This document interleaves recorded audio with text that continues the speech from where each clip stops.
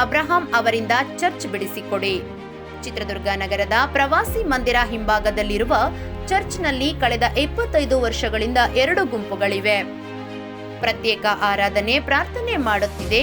Pastor ಆಗಿರುವ V Abraham ಅಕ್ರಮ ಮತ್ತು ಕಾನೂನು ಬಾಹಿರವಾಗಿ ಚರ್ಚ್ ಮಾಲೀಕತ್ವವನ್ನ ಕ್ರಿಶ್ಚಿಯನ್ ವರ್ಷಿಪ್ ಹಾಲ್ ಚರ್ಚ್ ಟ್ರಸ್ಟಿ ಕಾರ್ಯದರ್ಶಿ ಹೆಸರಿಗೆ ವರ್ಗಾವಣೆ ಮಾಡಿದ್ದಾರೆಂದು ಸೋಲೋಮನ್ ಆರೋಪಿಸಿದರು.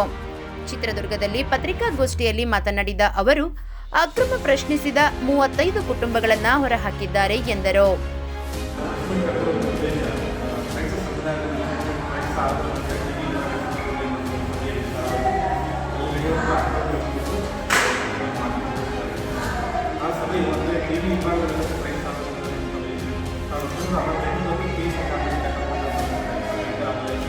ಮತ್ತಷ್ಟು ಸುದ್ದಿಗಳಿಗಾಗಿ ಸಿಟಿ ಚಾನೆಲ್ ಚಳ್ಳಕೆರೆ ಸಬ್ಸ್ಕ್ರೈಬ್ ಮಾಡಿ. ನಮ್ಮ ಚಳ್ಳಕೆರೆ ಟಿವಿಯನ್ನು ಪ್ರತಿದಿನ ಸಂಜೆ 8 ಗಂಟೆಗೆ ವೀಕ್ಷಿಸಿ.